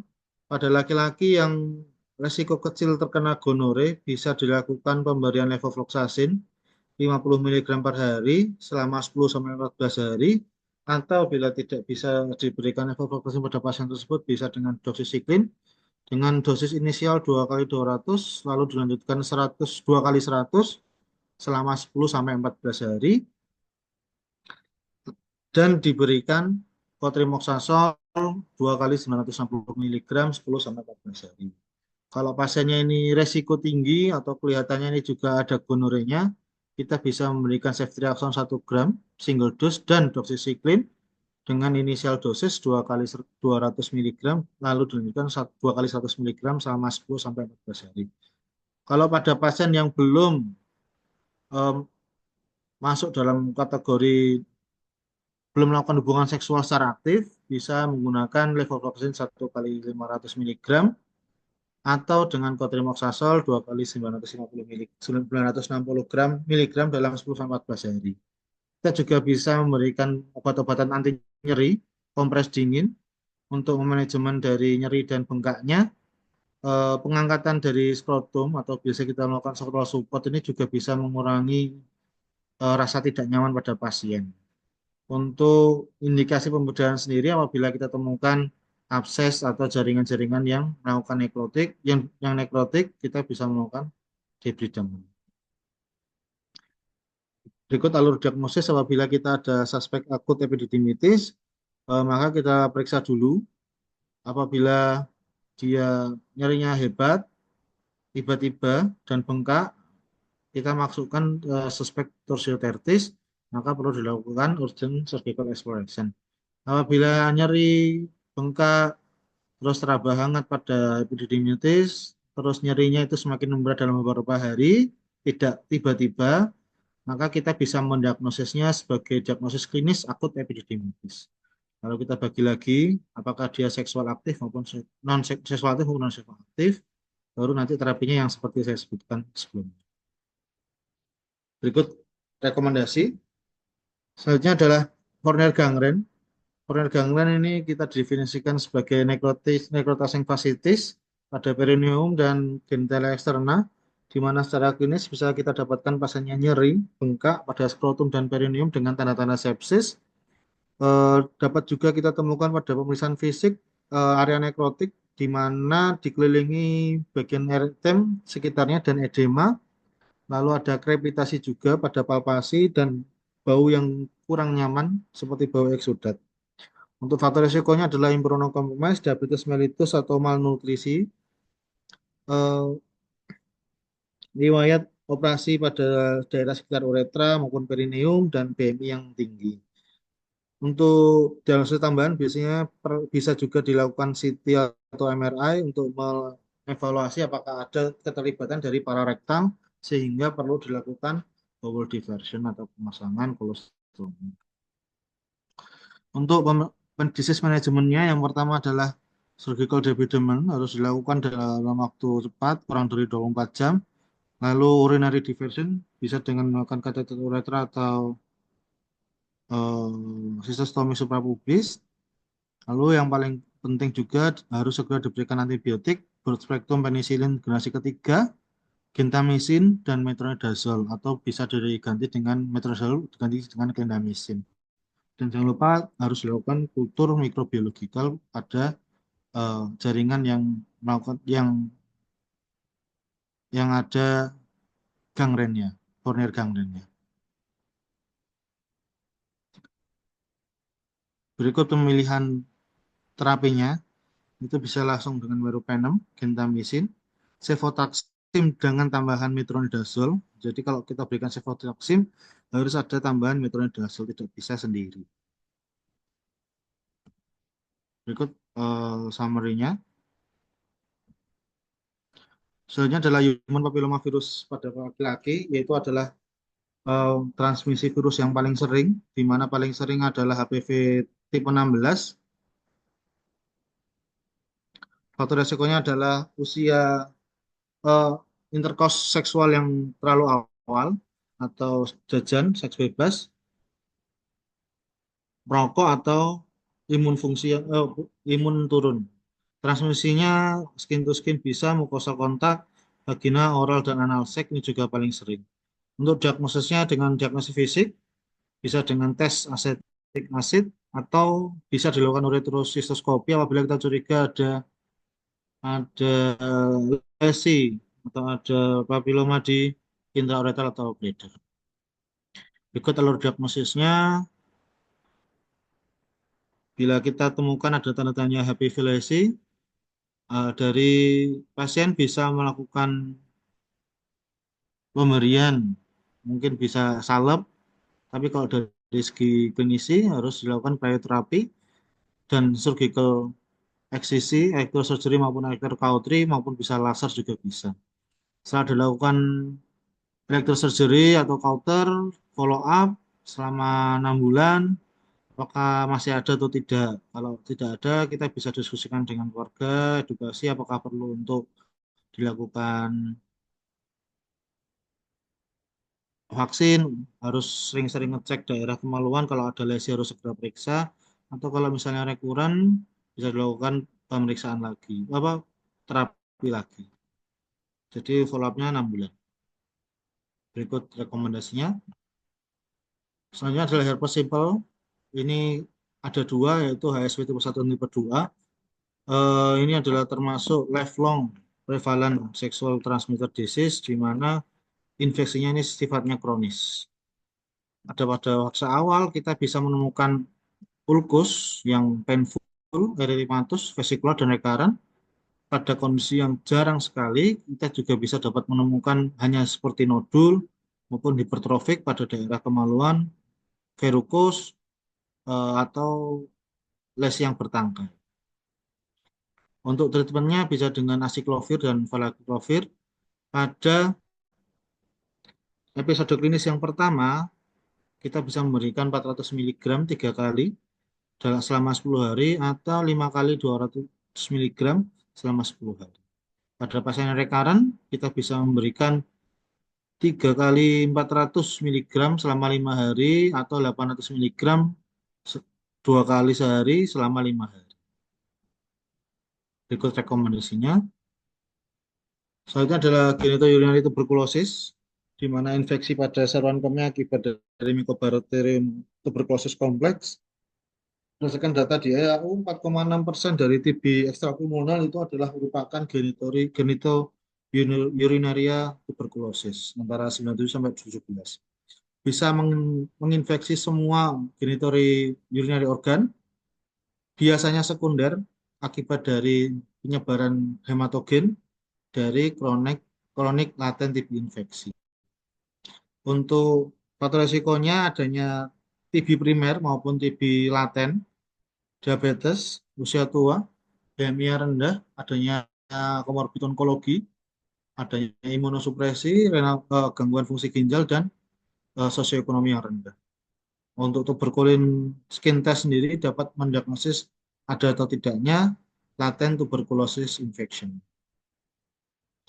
Untuk diagnosisnya kita bisa melakukan anamnesis dari pasiennya, apakah ada, biasanya non-spesifik keluhannya. Namun bila ada beberapa kemungkinan yang bisa kita curigai adanya infeksi tuberkulosis pada genitourinaria seperti hematuri, frekuensi, eh, kesulitan dalam berkemih, adanya nyeri perut atau pinggang atau suprapubis.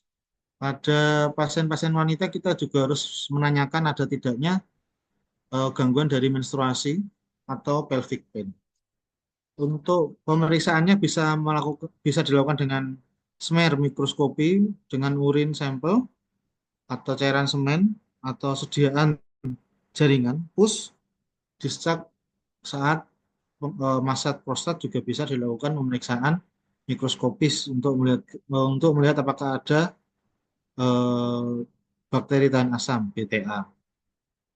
Kultur sendiri juga masih direkomendasikan dengan sampel urin kencing pertama setelah bangun tidur setara 3 hari berturut-turut. Jadi kultur dengan urin kencing pertama 3 hari berturut-turut, atau NAAT ini Gen Expert bisa direkomendasikan terutama pada pasien yang ada gejala yang mengarah eh, ke TB ekstrapulmonal. Belum ada penelitian terkait NAAT ini apakah efektif atau tidak. Jadi dari guideline ini belum bisa merekomendasikan, tingkat rekomendasinya masih belum dapat diketahui pemeriksaan Gen Expert pada imaging. Untuk imaging sendiri kita bisa melakukan USG. Efek imaging ini tergantung dari lokasi ya yang kita curigai, pasien ini di TB-nya di daerah mana. USG sendiri kita lakukan apabila kita curiga pada TB sirkuler, epididymis, atau vas deferens. Pada kondisi lain kita juga bisa mengidentifikasi, misalnya pada ginjal kita bisa adanya massa atau tidak, ada kavitas atau tidak, ada pembesaran mukosa, ada obstruksi atau tidak, ada massa di ovarium itu juga bisa dilakukan dengan pemeriksaan USG, namun masih kurang efektif. Selanjutnya bisa melakukan IVP juga, terutama pada TB ginjal maupun TB ureter. Untuk gambarannya sendiri kita dapat temukan hidrokalikosis, hidronefrosis atau hidroureter karena struktur, atau gambaran autonefrektomi pada ginjal dan kalsifikasi pada saluran kemih. Nah, untuk IVP sendiri ini sudah tergantikan saat ini dengan CT dan MRI kontras, di mana adanya parenchymal scarring, hidrokalikosis, hidronefrosis maupun hidroureter karena struktur, penebalan dinding pelvis, ureter dinding dan buli-buli dapat menunjukkan adanya kecurigaan mengarah ke tuberkulosis. Selain pada saluran kemih, bisa juga TB vesicula seminalis bisa dicek juga dengan CT dan MRI, adanya penebalan dinding dari vesicula seminalis, contracted vesicula seminalis, atau adanya klasifikasi di dalam dinding dari vesicula seminalis intraluminal. Untuk treatmentnya bisa dua, medical treatment sama surgical treatment. Untuk surgical treatment sendiri, karena masih kurangnya evidence, maka dari panel EAU ini tidak dapat merekomendasikan surgical treatment pada guideline ini. Untuk terapinya sendiri bisa menggunakan obat-obatan anti TB. Berikut rekomendasi. Untuk yang terakhir adalah prosedur antibiotik profilaksis, di mana beberapa tindakan urologi ada yang beberapa direkomendasikan untuk dilakukan profilaksis seperti WRS, terus PCNL, TURP, TURB, atau transrektal biopsi. Ini juga direkomendasikan untuk diberikan profilaksis antibiotik. Sementara untuk urodinamik, sistoskopi, SWL, bila tidak ada faktor risiko lainnya, tidak tidak diberikan antibiotik pun tidak. Untuk pemilihannya bisa dengan cotrimoxazole atau cefalosporin grup 2 dan 3. Transrektal biopsi sendiri bisa kita lakukan kultur feses dulu, nanti antibiotiknya disesuaikan dengan hasil kultur tersebut, atau langsung saja kita berikan profilaksis sesuai rekomendasi dari AU, bisa dengan cefalosporin, aminoglycoside, atau fosfomycin prometamol. Berikut rekomendasinya. Pada pemeriksaan ureteroskopi, sebenarnya tidak menurunkan risiko untuk terjadinya infeksi setelah terapi. Cuma dari rekomendasi tetap diberikan meskipun rekomendasinya lemah.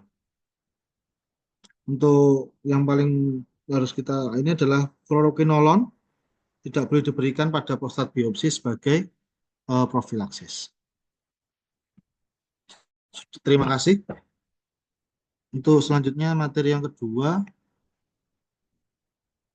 Oke.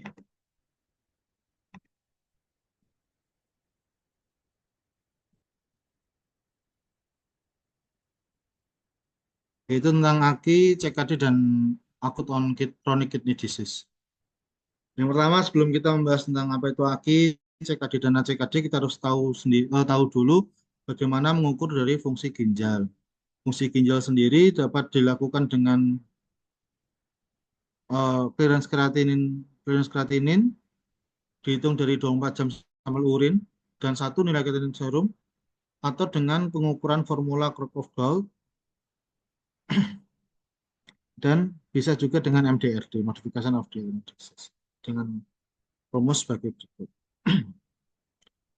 Untuk nilai normal sendiri pada kreatinin pada dewasa dan anak, pada dewasa nilai normalnya untuk kreatinin 0,7 sampai 1,2 mg per desiliter, untuk bun sendiri 7 sampai 30 mg per desiliter. Sementara untuk anak usia tergantung usia dengan range sebagai berikut. Masuki yaitu AKI, apa itu AKI? Definisi dari KDIGO 2012 yaitu peningkatan kreatinin serum lebih dari sama dengan 0,3 miligram per desiliter dalam 48 jam atau peningkatannya lebih dari 1,5 dari nilai dasar sebelumnya atau kita sebut dengan baseline, atau volume urin kurang dari 0,5 miligram per kg/BB per jam selama 6 jam. Sementara dari Campbell, definisi dari Campbell, penurunan fungsi ginjal secara cepat ditandai dengan azotemia progresif dengan atau tanpa oliguria. Untuk tanda kardinal atau tanda khasnya pada AKI itu adalah penurunan dari GFR dari pasien. Untuk AKI sendiri kita bisa mengklasifikasinya sebagai AKI prerenal, intrinsik atau intrarenal atau postrenal.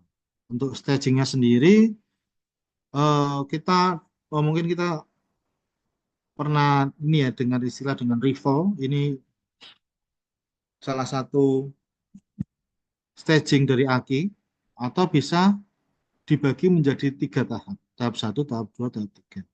RIVO sendiri itu suatu singkatan kategori risk, injury atau failure, loss, dan exit. Berikut kriteria. Untuk pasien-pasien anak ada sedikit modifikasi dari kriteria RIVO. Pada stadium risk ada penurunan estimasi kreatinin sebesar 25%, di mana urin output kurang dari 0,5 miligram per kg per jam selama 8 jam. Untuk yang injury, penurunan estimasi clearance kreatinisnya 50% dengan urin output kurang dari 0,5 ml per kilogram berat badan per jam selama 16 jam. Untuk failure kurang dari 0,3 ml kilogram berat per jam selama 24 jam. Atau anuria selama 12 jam. Kalau kita masuk kategori loss, apabila persisten AKI tersebut lebih dari 4 minggu, atau masuk ke stadium end stage apabila persisten selama 3 bulan. Untuk etiologinya banyak, bisa prerenal, terutama pada pasien-pasien yang mengalami dehidrasi, atau intrarenal, misal pada tubular injury atau vaskular gangguan vaskular seperti ada trombosis dari vena atau arteri, atau postrenal bisa karena batu atau obstruksi di postrenal. Untuk prerenal sendiri biasanya respon baik dalam 24 sampai 72 jam. Tata laksananya adalah volume cairan harus diberikan secara optimal. Untuk postrenal kita harus tangani penyebab postrenalnya. Apabila ada tumor atau ada batu ureter harus kita tangani, atau trauma ureter yang terikat harus kita lakukan diversi pada saluran kemih bagian bawah, yaitu pada prostat atau ada karsinoma budi. Untuk intrarenal sendiri bisa karena glomerulonefritis akut, akut intrarenal nefritis atau akut tubular nekrosis. Secara klinis apabila akut interstisial nefritis bisa adanya demam atau rash, eosinofilia. Penyebabnya bisa karena obat-obatan atau infeksi Streptococcus. Akut tubular nekrosis penyebabnya karena hipoperfusi atau iskemik renal atau zat-zat yang bisa menyebabkan nefrotoksik, baik itu obat-obatan atau yang lain. Untuk manajemen AKI kita harus mengetahui penyebabnya, apakah itu prerenal, intrinsik, dan postrenal. Kita tangani sesuai dengan penyebab dari AKI tersebut. Ya, ini indikasi terapi pengganti ginjal pada pasien AKI, yaitu anuria, hiperkalemia, refraktor, intoksikasi, azotemia, asidosis metabolik berat, oliguria berat, overload, atau ensefalopati uremik. Ini untuk kata laksana suportif. Lalu untuk CKD sendiri, menurut definisi KDIGO yaitu adanya gangguan pada fungsi dan struktur dari ginjal yang terjadi lebih dari sama dengan 3 bulan, disertai adanya amplifikasi pada kesehatan. Yang paling kita dapat lakukan untuk mengetahui bahwa ini CKD bisa dari albuminuria, adanya gangguan elektrolit seperti hipokalsemia, lalu dari pengukuran estimasi GFR kurang dari 60 ml per menit masuk dari CKD. Berikut stadium dari CKD 1, 2, 3, 4, 5 berdasarkan dari GFR. Ini untuk prognosisnya, pasien dengan CKD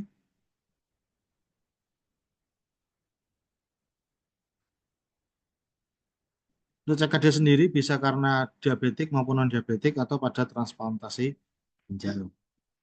Untuk etiologi paling sering adalah diabetes mellitus, lalu hipertensi, glomerulonephritis atau sekunder vaskulitis, ada pyelonefritis, dan lain sebagainya. Untuk manajemen CKD, bisa dilakukan terapi pengganti ginjal apabila GFR kurang dari 15. Untuk mencegah perburukan, yang pertama harus kontrol tekanan darah dengan baik. Lalu apabila ada DM, kontrol dengan gula darahnya, diet rendah protein, diet rendah lemak, manajemen anemia yang bagus, lalu lifestyle modification, dan vitamin D supplementation untuk menyeimbangkan kalsium dan fosfor. Nah, untuk ACKD sendiri yaitu akut on chronic kidney disease, penurunan tiba-tiba fungsi ginjal pada pasien dengan penyakit ginjal kronis. Jadi pasien sudah ada CKD sebelumnya. Tandanya adalah asidemia atau asidosis metabolik, hiperkalemi, fluid overload, hipokalsemi atau hiperfosfatemia, hiponatremi, dan ada tanda-tanda uremikum seperti perubahan mental status atau peningkatan BUN. Baik, terima kasih. Demikian materi dari saya. Kurang lebih mohon maaf. Assalamualaikum warahmatullahi wabarakatuh.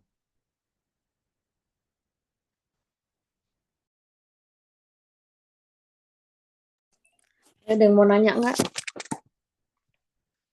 Izin Mbak, mau bertanya Mbak. Saya masih bingung tentang vesikulitiasis.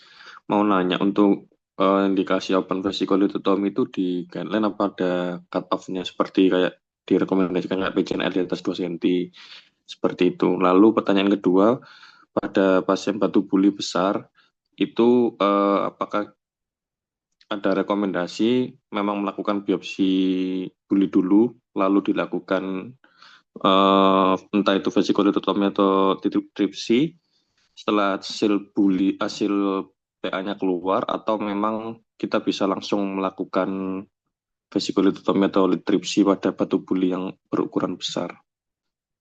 Terima kasih Mbak.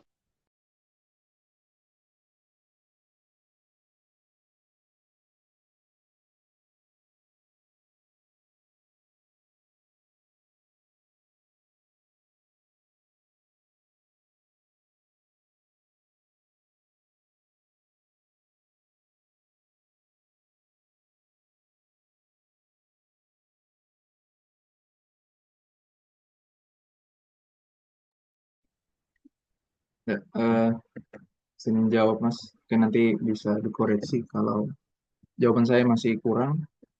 Jadi yang saya pahami terkait dengan penanganan untuk batu buli. Untuk batu buli dengan ukuran yang besar, kalau di guideline IAU 2018 itu dikatakan kalau ukurannya lebih dari 3 cm atau 30 mili, itu dianjurkan untuk dilakukan biopsi buli.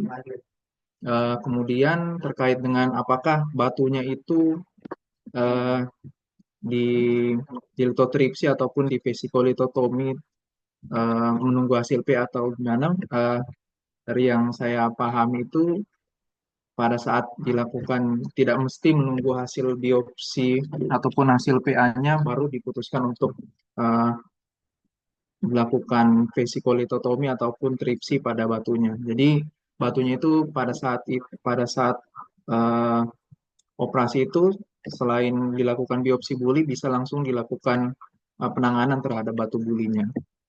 Nah, demikian Mas Mbak. Mohon koreksinya.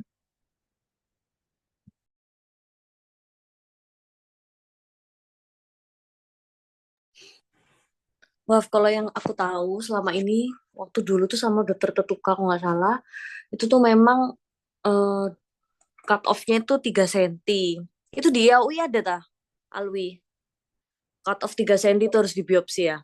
Iya Mbak, izin Mbak, ada di YAUI Oh, 2018 Mbak. Cuma di ya, kalau di YAU nggak disebutkan iya, secara di AU eksplisit nggak Mbak. disebutkan memang. Terus Betul. lebih dari 3 senti itu biasanya kita biopsi buli dulu. Tapi kalau kita di Sutomo, biasanya kita kan selalu menunggu hasil PA dulu toh. Hasil kalau misalnya ada masa, kita biopsi hasil PA-nya apa, baru kita lakukan definitifnya apa. Kalau misalnya keganasan, ya kita tripsi kayak pasien yang bulan lalu dikerjakan itu. Tapi kalau misalnya tidak keganasan, bisa langsung di open vesiculutomy jika ukurannya besar. Tapi ada beberapa center kayak di Bali itu dia tidak menunggu hasil PA dan tidak dibiopsi. Jadi misalnya kalau ada batu buli besar dia cuma stoskopi aja. Kalau memang dari stoskopi tidak ada massa, tidak ada abnormalitas dari mukosa, langsung dilakukan open vesiculutomy.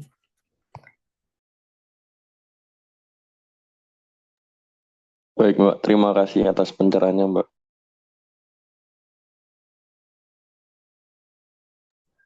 Ada lagi nggak yang lain? Udah mau maghrib soalnya yuk. Kalau ada yang mau nanya. Izin bertanya, Mbak. Izin bertanya kepada Alwi. Mungkin tadi sempat terlewat. Misalkan kita settingannya ini di poli, misalkan nerima pasien rujukan dari puskesmas. Biasanya dia suspek batu ginjal itu dengan keluhannya dia misalkan nyeri pinggangnya hilang timbul. Nah, tapi misalnya dia memang saat ini tidak nyeri. Nah, itu settingannya kita biasanya kita kalau mau cepat kita BOF dulu atau USG. Biasanya kan kadang USG kalau dari poli itu ada antriannya juga. Itu posisinya gimana? Terus kalau misalkan kita BOF, dia ternyata besoknya datang lagi, BOF-nya tidak ada ternyata batunya. Cuman posisi pasiennya masih nyeri. Nah, itu apakah kita naikkan ke USG atau kita CT pasiennya? Kira-kira ada dijelasin nggak ke sana. Terus yang kedua juga kalau misalkan pasiennya yang tadi dia ada keluhannya ekspulsi batu. Nah, apakah kita langsung CT pasiennya karena kadang beberapa sempat dengar kalau misalnya ekspulsi batu langsung CT stono aja Mbak dengan anggapan bahwa ya memang pasti ada batunya di sana. Ya, mohon arahan Mas Alwi. Nah, baik. Terima kasih Mas pertanyaannya. Yang pertama, kalau misalnya pasiennya di poli itu settingannya datang memang dengan keluhan ada nyeri pinggang yang mengarah dengan kecurigaan penyebab nyerinya itu karena batu.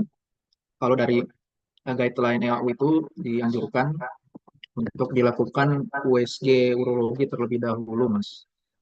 Kemudian kalau dari USG urologinya itu memang terkonfirmasi ada kecurigaan mengarah ke batu, maka pemeriksaannya itu dilanjutkan ke CT sonografi untuk mengkonfirmasi memang ada batu pada pasien tersebut, Mas.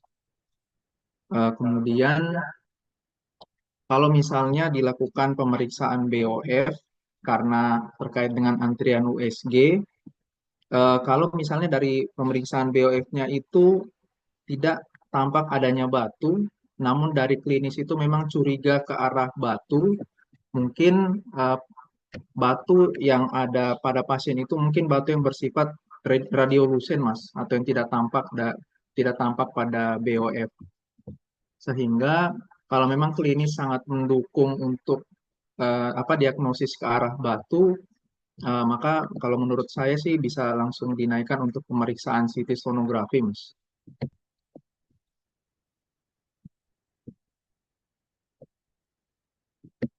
Ini Mas, yang kedua apa gitu, Mas?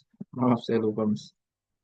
Yang kedua kalau misalkan memang dia keluar ada ekspulsi batu gitu, apakah kita ngikutin alur lagi dari USG atau memang karena anggapannya memang sudah ada batu itu kita langsung CT stono aja untuk pasiennya. Baik, Mas. Kalau dari yang saya pahami, Mas, kalau ada riwayat ekspulsi sih memang tidak 100% mungkin memang mendukung kalau penyebab nyerinya itu dari batu. Hanya kalau memang dari anamnesis dikombinasikan dengan pemeriksaan fisik, kemudian pemeriksaan urinalisis dan sedimen urin itu mengarah ke batu. Kalau dari saya sih mungkin eh, mulai dari USG dulu, Mas, karena terkait dengan masih belum jelasnya itu suatu batu atau bukan.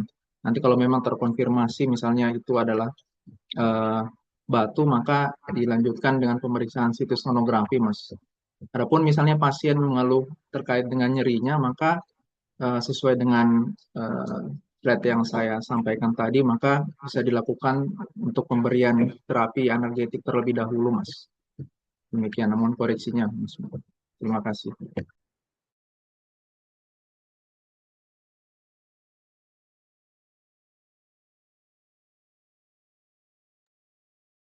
Ya, terima kasih Mas Abid.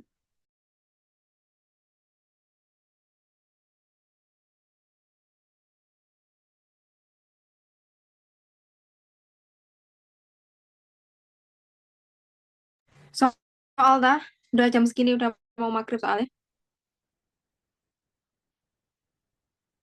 Ya, langsung soal aja yuk. Iya, udah mau maghrib ya. Baik, Mas, Mbak, izin saya akan share soal. Soal ini dijawab dalam waktu izin 15 detik. Izin.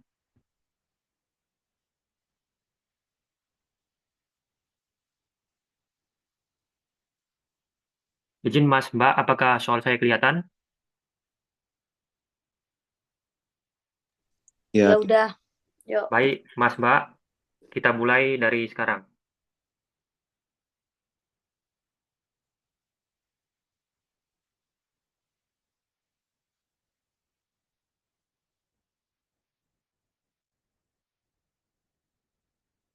Soal selanjutnya,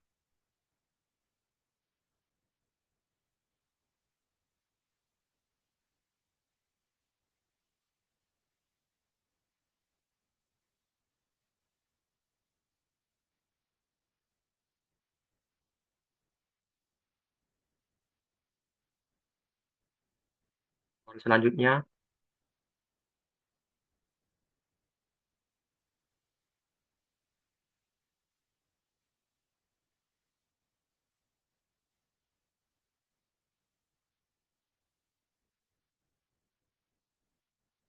soal selanjutnya,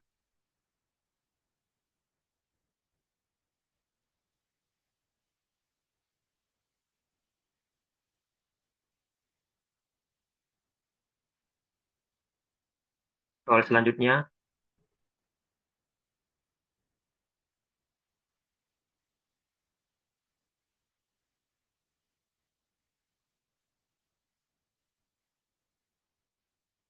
soal selanjutnya,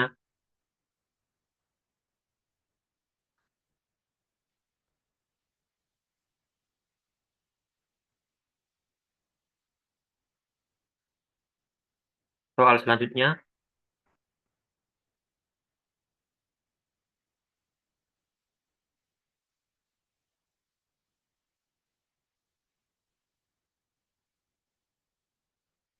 soal selanjutnya,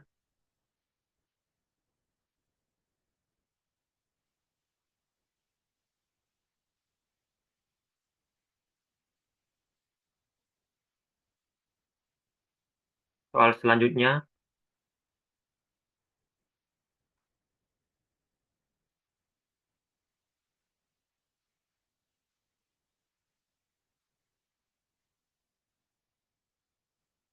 soal selanjutnya,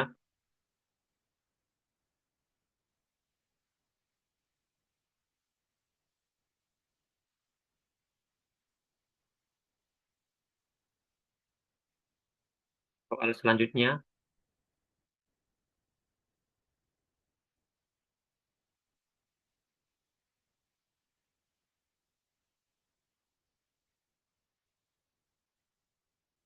soal selanjutnya,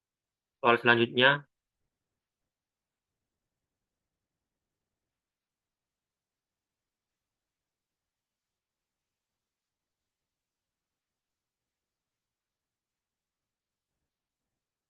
soal selanjutnya,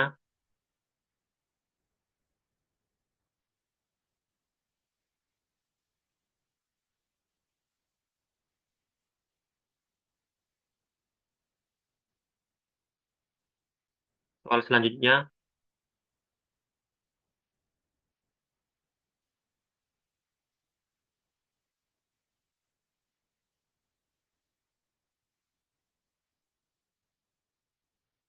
soal selanjutnya,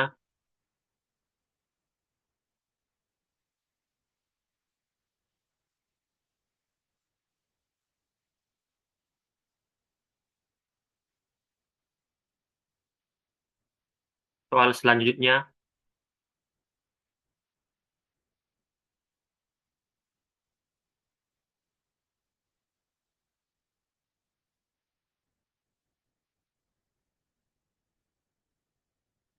soal selanjutnya, soal selanjutnya,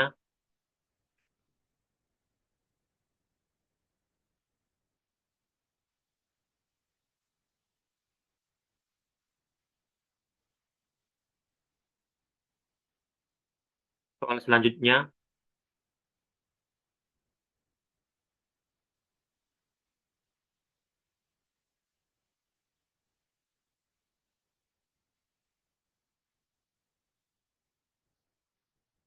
soal selanjutnya,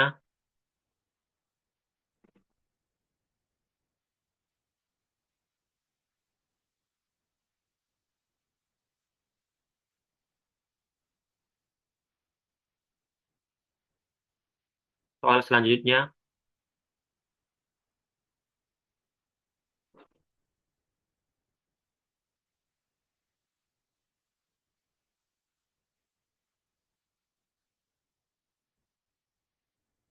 soal selanjutnya,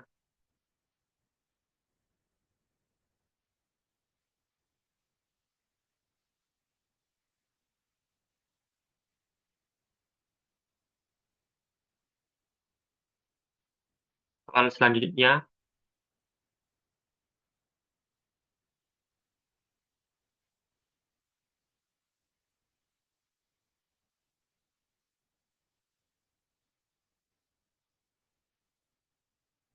soal selanjutnya,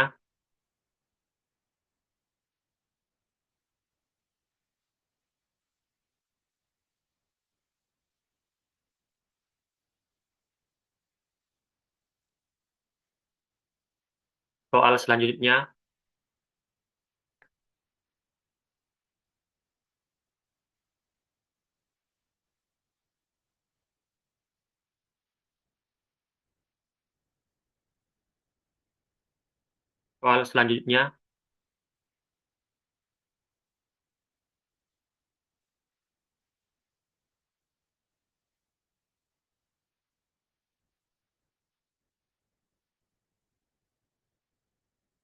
soal selanjutnya,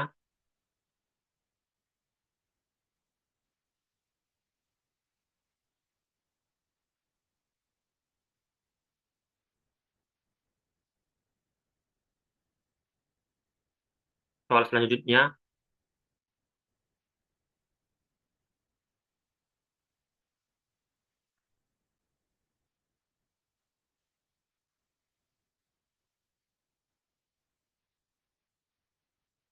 soal terakhir.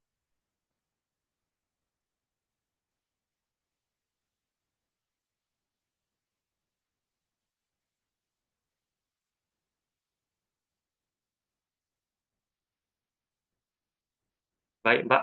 Mas, waktu telah habis, sudah 50 soal. Terima kasih. Terima kasih. Terima kasih ya. Nanti di-share ya di link ya. Baik, Mbak. Terima kasih, Mas, Mbak.